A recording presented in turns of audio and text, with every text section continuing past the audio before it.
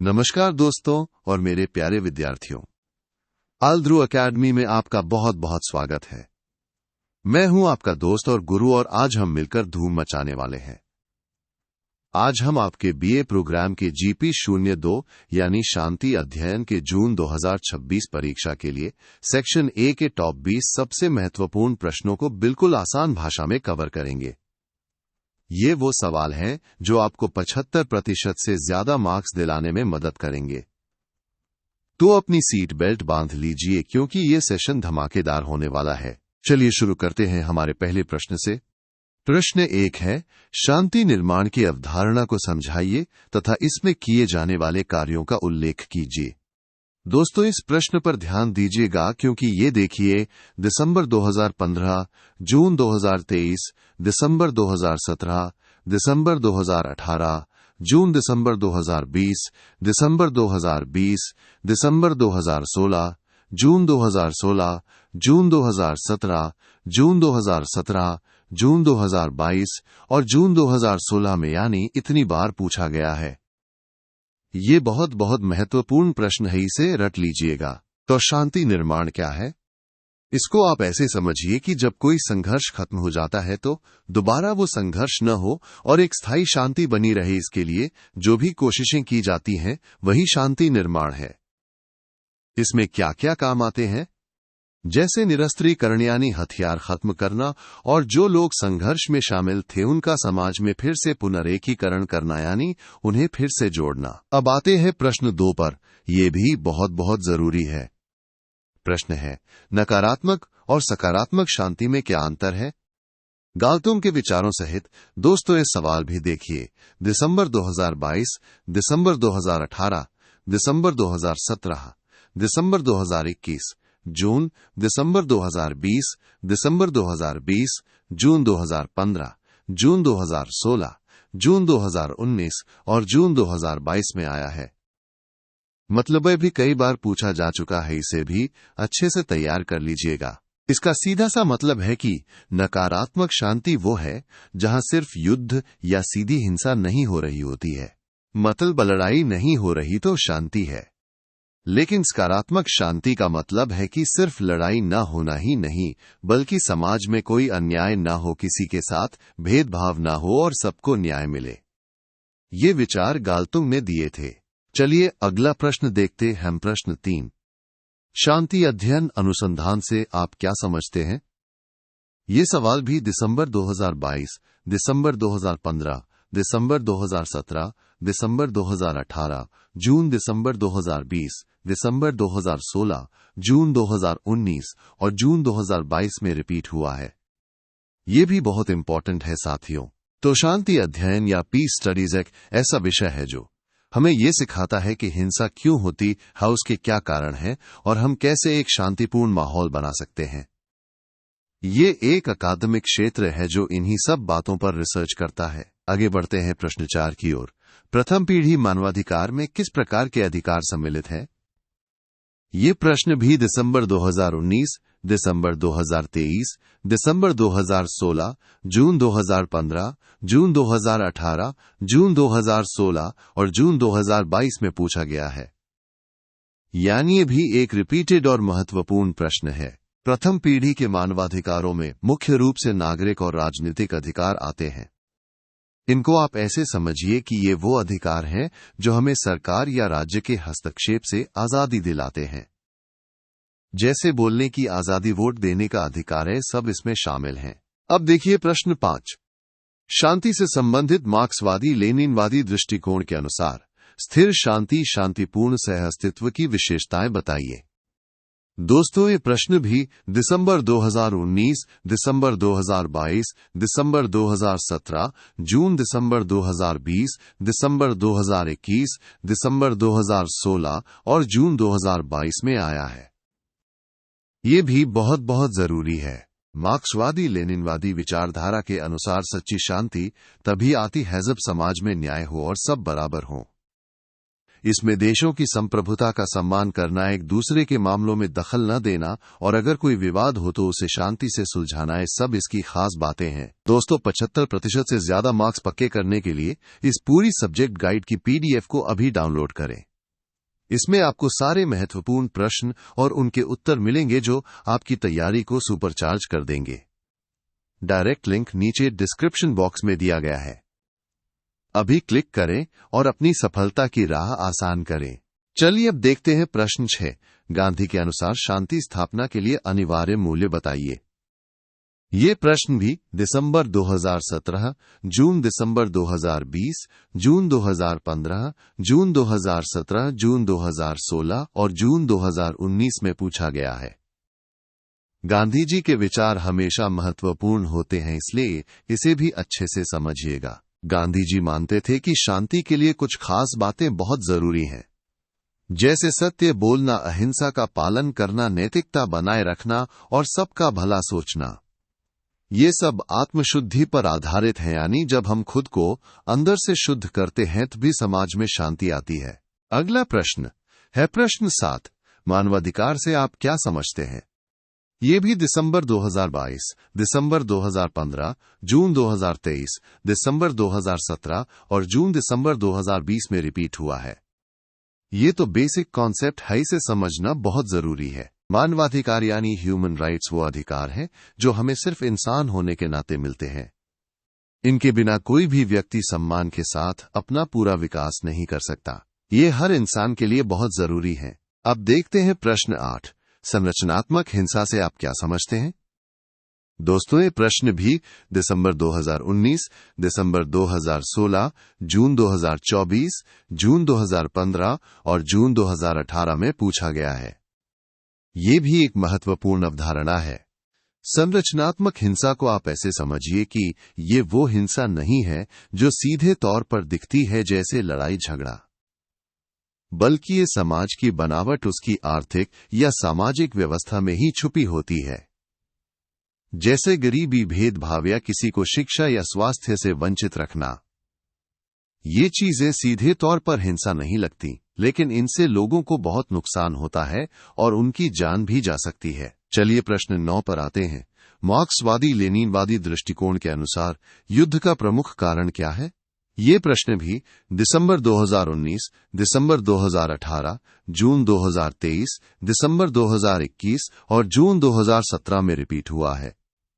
ये भी एक महत्वपूर्ण विचारधारा है। मार्क्सवादी लेनिनवादी विचारधारा मानती है कि युद्ध का सबसे बड़ा कारण है उत्पादन के साधनों पर कुछ लोगों का कब्जा होना और समाज में आर्थिक असमानताएं होना। उनका मानना है कि जब तक ये असमानताएं रहेंगी तब तक संघर्ष और युद्ध होते रहेंगे। अब देखते हैं प्रश्न 10। गांधीवादी विश्व व्यवस्था की विशेषताएं बताइए। ये प्रश्न भी दिसंबर 2019, दिसंबर 2021, जून 2017, जून 2018 और जून 2016 में पूछा गया है। गांधी जी के विचार तो हमेशा ही प्रासंगिक रहते हैं। गांधी जी की विश्व व्यवस्था कुछ खास बातों पर आधारित है।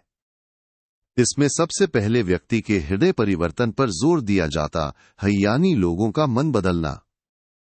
फिर भी केंद्रीकृत राजनीतिक व्यवस्था, जहां शक्ति कुछ लोगों के हाथ में न होकर सब में बंटी हो। और सबसे जरूरी एक ऐसी अंतर्राष्ट्रीय व्यवस्था जहां किसी का शोषण न हो। अगला प्रश्न है प्रश्न 11। हिंदू भारतीय परंपरा में शांति के लिए संस्कार और जीवन मूल्य क्यों महत्वपूर्ण है? दोस्तों, ये प्रश्न भी दिसंबर 2022, दिसंबर 2018, दिसंबर 2016, जून 2024 और जून 2019 में आया है। ये हमारी संस्कृति से जुड़ा बहुत ही अच्छा सवाल है। भारतीय परंपरा में संस्कार और जीवन मूल्य बहुत मायने रखते हैं। ये हमें नैतिक और आध्यात्मिक रूप से मजबूत बनाते हैं। जब हम इन मूल्यों को अपनाते हैं तो हमारे अंदर अच्छे गुण विकसित होते हैं और इससे एक शांतिपूर्ण समाज बनाने में मदद मिलती है। चलिए प्रश्न 12 पर आते हैं। संयुक्त राष्ट्र संघ की स्थापना किन शांति संबंधी उद्देश्यों के लिए की गई थी? ये प्रश्न भी दिसंबर 2022, दिसंबर 2017, दिसंबर 2018 और जून 2019 में रिपीट हुआ है। यूएन के बारे में जानना तो बहुत जरूरी है। संयुक्त राष्ट्र संघ की स्थापना का मुख्य उद्देश्य था दुनिया भर में शांति और सुरक्षा बनाए रखना। इसका काम था युद्धों को रोकना और अगर देशों के बीच कोई विवाद हो तो उन्हें शांतिपूर्ण तरीकों से सुलझाना, ताकि दुनिया में फिर कभी बड़े युद्ध न हो। अब देखते हैं प्रश्न 13। आत्मशुद्धि हेतु गांधी द्वारा प्रतिपादित विधियां बताइए। ये प्रश्न भी दिसंबर 2019, जून 2024, जून 2018 और दिसंबर 2023 में पूछा गया है। गांधी जी की आत्मशुद्धि की अवधारणा बहुत गहरी है। गांधी जी ने आत्मशुद्धि के लिए कुछ खास तरीके बताए थे, जैसे प्रतिज्ञा लेना, प्रार्थना करना और अनशन करना। उनका मानना था कि ये सब सत्याग्रही को अंदरूनी शक्ति देते हैं जिससे वो अपने लक्ष्य पर अडिग रह सके। अगला प्रश्न है प्रश्न 14। शस्त्र नियंत्रण के पहलू पक्ष क्या है? ये प्रश्न भी दिसंबर 2015, दिसंबर 2018, दिसंबर 2021 और जून 2017 में रिपीट हुआ है। ये भी एक महत्वपूर्ण टॉपिक है। शस्त्र नियंत्रण के दो मुख्य पहलू हैं। पहला, शस्त्रों में कटौती करना यानी हथियारों की संख्या कम करना, और दूसरा, कुछ खास तरह के हथियारों पर पूरी तरह से प्रतिबंध लगाना। इन सब का मकसद यही है कि युद्ध होने की संभावना को कम किया जा सके और दुनिया में शांति बनी रहे। चलिए प्रश्न 15 पर आते हैं। शांति शिक्षा से आप क्या समझते हैं? दोस्तों, ये प्रश्न भी जून 2024, जून 2017, जून 2019 और जून 2022 में पूछा गया है। ये भी एक बहुत ही अच्छा और प्रासंगिक सवाल है। शांति शिक्षा का मतलब है हमें शांति के बारे में सिखाना। ये एक ऐसी प्रक्रिया है जो हमें शांति के महत्व, उसके सिद्धांतों और मूल्यों को समझने में मदद करती है। इसका उद्देश्य है ज्ञान फैलाना और ऐसी समझ विकसित करना जिससे हम सब शांतिपूर्ण तरीके से रह सके। और हाँ दोस्तों, आल्द्रू एकेडमी सिर्फ GP02 ही नहीं बल्कि आपके BA प्रोग्राम के अन्य विषयों के लिए भी प्रीमियम गाइड्स लेकर आया है, जैसे GP01 महात्मा गांधी जीवन एवं कार्य, GP03 गांधी चिंतन, GP04 शांति आंदोलन और भी बहुत कुछ। इन सभी गाइड्स को डाउनलोड करने का लिंक भी आपको डिस्क्रिप्शन बॉक्स में मिल जाएगा। अपनी पढ़ाई को और भी आसान बनाइए। अब देखते हैं प्रश्न 16। संयुक्त राष्ट्र संघ की घोषणा पत्र के प्रथम अनुच्छेद में संयुक्त राष्ट्र संघ के क्या उद्देश्य बताए गए हैं? ये प्रश्न भी दिसंबर 2019, जून 2024 और जून 2018 में रिपीट हुआ है। UN के उद्देश्य तो आपको पता होने ही चाहिए। संयुक्त राष्ट्र संघ के घोषणा पत्र के पहले अनुच्छेद में साफ साफ बताया गया है कि इसका मुख्य उद्देश्य है अंतर्राष्ट्रीय शांति और सुरक्षा बनाए रखना, किसी भी खतरे को टालने के लिए मिलकर काम करना और अगर कोई विवाद हो तो उसे शांतिपूर्ण तरीके से सुलझाना, है सब इसके अहम उद्देश्य हैं। चलिए प्रश्न 17 पर आते हैं। निषेधात्मक अहिंसा से आप क्या समझते हैं?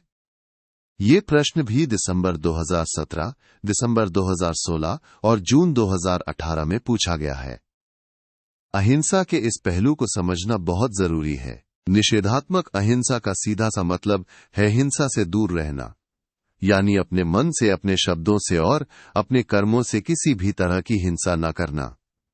ये सिर्फ शारीरिक हिंसा से बचना नहीं है बल्कि किसी को मानसिक या भावनात्मक रूप से भी चोट न पहुंचाना है। अब देखते हैं प्रश्न 18। गांधी द्वारा प्रस्तुत आत्मनिर्भर अर्थव्यवस्था की विशेषताएं बताइए। ये प्रश्न भी दिसंबर 2017, दिसंबर 2021 और जून 2019 में रिपीट हुआ है। गांधी जी की आर्थिक सोच भी बहुत महत्वपूर्ण थी। गांधी जी की आत्मनिर्भर अर्थव्यवस्था विकेंद्रीकरण पर आधारित थी, यानी शक्ति और संसाधन कुछ ही लोगों के हाथ में न हो। इसमें कुटीर उद्योगों को बढ़ावा दिया जाता था ताकि लोग अपने गांव में ही काम कर सकें। इसका मकसद था श्रम की बर्बादी को कम करना और किसी भी तरह के शोषण को रोकना। चलिए प्रश्न 19 की ओर बढ़ते हैं। गांधीवादी विचार हृदय परिवर्तन का अर्थ स्पष्ट कीजिए। दोस्तों, ये प्रश्न भी दिसंबर 2015, दिसंबर 2016 और जून 2015 में पूछा गया है। ये गांधी जी के विचारों का एक बहुत ही गहरा पहलू है। गांधीवादी हृदय परिवर्तन का मतलब है कि हमें अपने विरोधी के मन में बदलाव लाना है, लेकिन जोर जबरदस्ती से नहीं बल्कि नैतिक तरीके से। ऐसा बदलाव जिससे वो अपनी गलतियां खुद समझे और स्वेच्छा से गलत रास्ता छोड़ दे। ये एक बहुत ही शक्तिशाली तरीका था संघर्षों को सुलझाने का। और अब हमारा आखिरी प्रश्न, प्रश्न 20। मार्टिन लूथर किंग जूनियर के अनुसार अहिंसात्मक आंदोलन के 4 चरण कौन से हैं? ये प्रश्न भी जून 2024, जून 2017 और जून 2018 में रिपीट हुआ है। मार्टिन लूथर किंग जूनियर के विचार भी बहुत प्रेरणादायक हैं। मार्टिन लूथर किंग जूनियर ने अहिंसात्मक आंदोलन के 4 मुख्य चरण बताए थे। पहला, तथ्य संकलन यानी समस्या के बारे में सारी जानकारी इकट्ठा करना। दूसरा, वार्ता यानी बातचीत के जरिए समाधान निकालना। तीसरा, आत्मशुद्धि यानी खुद को मानसिक और नैतिक रूप से तैयार करना। और चौथा, सीधी कार्यवाही यानी शांतिपूर्ण तरीके से विरोध प्रदर्शन करना। तो दोस्तों, ये थे आपके GP02 शांति अध्ययन के टॉप 20 सबसे महत्वपूर्ण प्रश्न। मुझे पूरी उम्मीद है कि ये सेशन आपके लिए बहुत फायदेमंद रहा होगा। अपनी परीक्षा के लिए आपको ढेर सारी शुभकामनाएं। याद रखिए, मेहनत का फल सफलता है। इस वीडियो को लाइक करना, चैनल को सब्सक्राइब करना और डिस्क्रिप्शन में दिए गए लिंक से PDF डाउनलोड करना मत भूलिएगा। मिलते हैं अगले वीडियो में, तब तक के लिए बेस्ट ऑफ लक।